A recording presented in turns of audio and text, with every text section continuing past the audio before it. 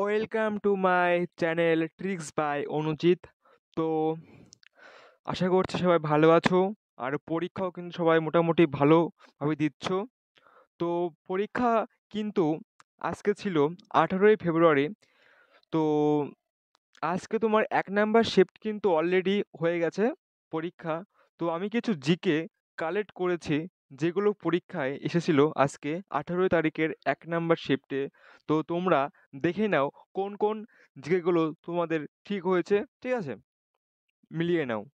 প্রথম প্রশ্ন এসেছিল যে লাফ এবং ডিউস শব্দ দুটি কোন খেলার সাথে সম্পর্কিত। তাহলে বন্ধুরা উত্তর কি হবে আমাদের? টেনিস, ঠিক আছে। তারপরে একটা প্রশ্ন এসেছিল যে বজয়ন্তী মালা কবে পদ্মবিভূষণ পুরস্কার পান? 2024 সালে। তিনি কিন্তু একজন ভারতনাট্যম নৃত্যশিল্পী, ঠিক আছে।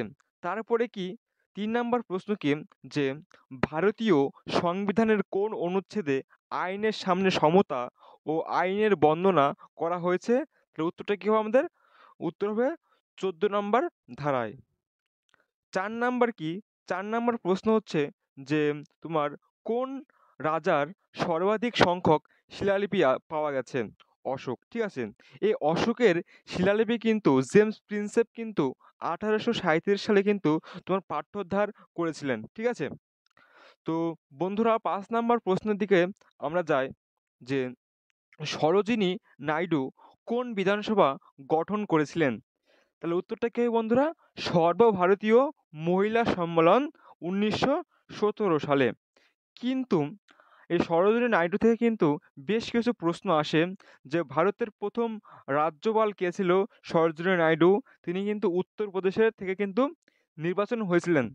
তারপরে আর একটা প্রশ্ন আসে যে ভারতের বুলবুল কাকে বলা হয়? তাহলে উত্তরটা কি হবে বন্ধুরা? সরোজিনী সরোজিনী নাইডু, ঠিক আছে। নেক্সট প্রশ্নে যাই আমরা, 6 নাম্বার, যে 2022 সালে টেনিসে কাকে অর্জুন পুরস্কার দেওয়া হয়েছিল? ঠিক আছে, মানে অর্জুন পুরস্কার দেওয়া হয়েছিল দেখি লিয়েন্ডার পেসকে, ঠিক আছে। তারপরে 7 নাম্বার প্রশ্ন কি যে সাত্রিয়া নৃত্যের প্রতিষ্ঠাতাকে? ভ্যারি ভ্যারি একটি ইম্পর্টেন্ট প্রশ্ন, যে সাত্রিয়া নৃত্যের প্রতিষ্ঠাতাকে, ঠিক আছে।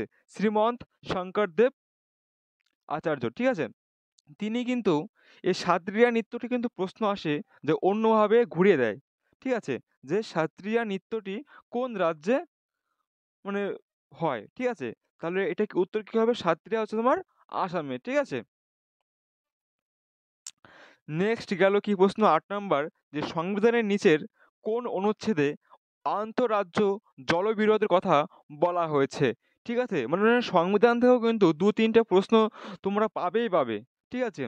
তো প্রশ্ন কি যে সংবিধানের নিচের কোন অনুচ্ছেদে অন্তরাজ্য জল বিরোধের কথা বলা হয়েছে, ঠিক আছে। তাহলে উত্তর কি হবে আমাদের? 262 ধারায়, ঠিক আছে।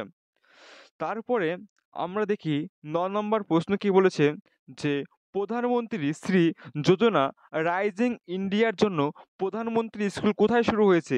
ঠিক আছে, একটা কারেন্ট অ্যাফেয়ার্স তোমাদের দিয়ে দিয়েছে। তাহলে এটা উত্তর কি হবে? এটা উত্তর হবে তোমাদের অম্বুবাচী মেলা। এটা হচ্ছে আসামের গুবনতরি গ্রামে, ঠিক আছে। তারপরে 10 নম্বর প্রশ্ন কি?